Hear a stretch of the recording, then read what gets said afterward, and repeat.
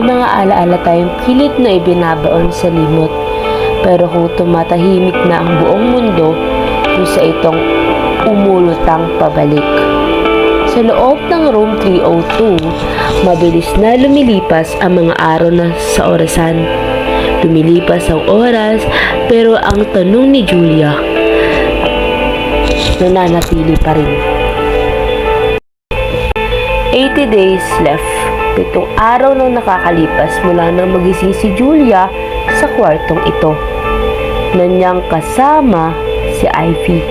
At sa bawat gabing dumadaan, mas lalo nagiging palaisipan sa kanya ang dalaga. Dahil saan man tumingin si Julia, pakiramdam niya patagal na niyang kilala si Ivy.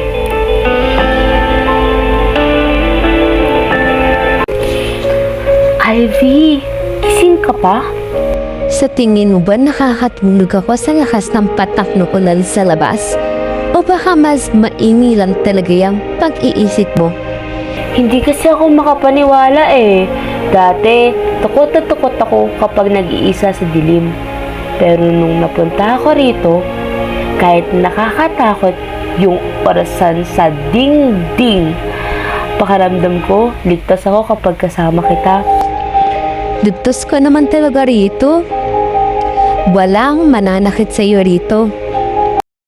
Pero bakit pakiramdam ko may kulang? Bakit tuwing tinitingnan kita, may mga alaala akong nakikita na hindi ko may paliwanag? Parang magkababata tayo. May mga hapon ba na umuulan din na magkasama tayo sa ilalim ng isang payong? Kung sasabihin ko bang oo, paniniwalaan mo ako. Aray, Ivy, naririnig mo ba yun? Julia, anong nangyayari? Saan ang masakit? Dope. Tumataas ang blood pressure na. It's just no an Ivy ring. Julia anak, kumising ka na. Pakiusap, lumabani ka. May nagsasalita, Ivy. May boses ng babae sa loob ng ulo ko. Umiiyak siya. Tinatawag niyang pangalan ko. Pumikit ka, Julia. Pumikit ka lang. Huwag mong pakinggan yung boses. Dito ka lang sa akin. Makinig ka sa tibok ng puso ko. Makinig ka sa akin. Sino yun, Ivy? Bakit parang umiiyak yung nanay ko sa labas? Patay na ba talaga ako? Hindi ka patay, Julia. Huwag mo yang isipin. Ang boses na yon, echo lang yun nung nakaraan mo na pilit na pumapasok dito. Lumalaban ang katawan mo at lumalaban din ang isip mo. Bakit ayaw mong umalis sa tabi ko? Pwede ka naman magtago sa kabilang kwarto kapag nagkakaganito ako. Pero nananatili ka pa rin. Dahil nung mapawan na nangailangan ng may makakasama sa dilim, hindi mo rin ako iniwan kahit kailan, Julia.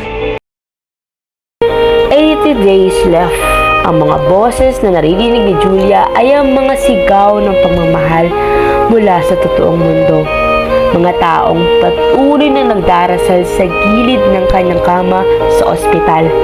Pero sa loob ng room 302, unti-unting nabubuo ang isang hindi may paliwanag na band. Dahil sa gitna ng takot at kalituhan, nakatagpo si Julia ng tahanan sa piling ni Ivy. Ang hindi lang alam ni Julia, sa bawat pagsuway nila sa oras, may kapalit na unti-unting nawawala. Hanggang kailan kakayanin ng panaginip na protektahan sila mula sa katotohanan?